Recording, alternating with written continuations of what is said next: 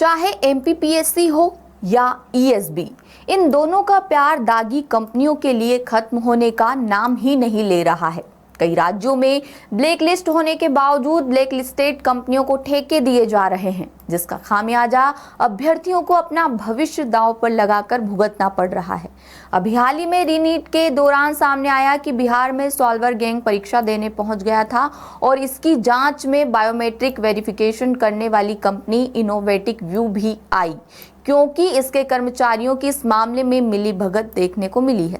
ऐसे आरोप लग रहे हैं ये वही इनोवेटिक व्यू कंपनी है जो अभी भी मध्य प्रदेश लोक सेवा आयोग और मध्य प्रदेश कर्मचारी चयन मंडल की भर्ती परीक्षाओं में बायोमेट्रिक वेरिफिकेशन करती है और इसलिए रिक्रूटमेंट एंट्रेंस एग्जामिनेशंस की गोपनीयता और सुरक्षा खतरे में पड़ती दिखाई देती है, क्योंकि दागी ब्लैकलिस्टेड कंपनी के पास इसका जिम्मा है। रीनीट परीक्षा में बायोमेट्रिक सत्यापन में गड़बड़ी करने वाली इनोवेटिक व्यू कंपनी पर दोनों भर्ती एजेंसियां एमपीपीएससी और कर्मचारी चयन मंडल जमकर मेहरबान है। कर्मचारी चयन मंडल यानी कि ईएसबी के पास तो ये ठेका करीब 1.5 साल से है।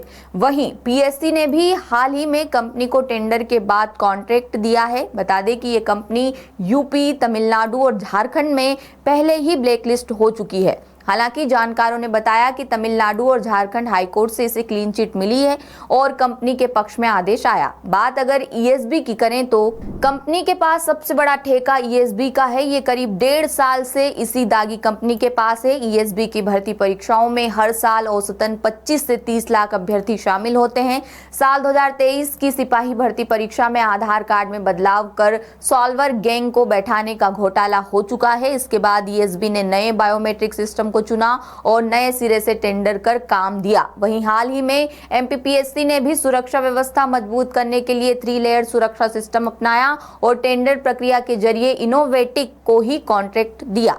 बता दें कि ईएसबी की तरफ से दागी कंपनी को ठेका देना कोई नई बात नहीं है।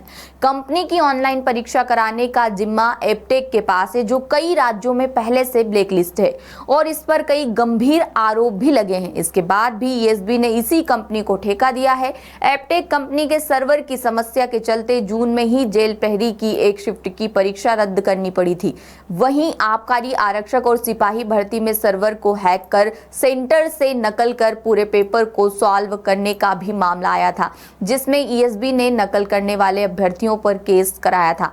द सूत्र भी लगातार एप्टेक को लेकर आपको खबरें दिखाता आया है कि ये कितने राज्यों में ब्लैकलिस्ट है। दूसरी तरफ संसद में उच्च शिक्षा की कमेटी, जिसमें दिग्विजय सिंह अध्यक्ष हैं, वो पहले ही अनुशंसा कर चुकी है कि ब्लैकलिस्ट कंपनियों की नेशनल लेवल पर लिस्ट बनाई जानी चाहिए और ये लिस्ट हर राज्य के पास हो जो इन कंपनियों को ठेके देने से बचे।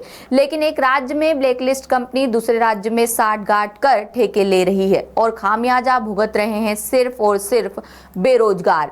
मामले पर आपकी क्या राय है, हमें कमेंट करके जरूर बताएं। ये खबर आपके लिए इंदौर से हमारे ब्यूरो चीफ संजय गुप्ता लेकर आए थे। लेटेस्ट,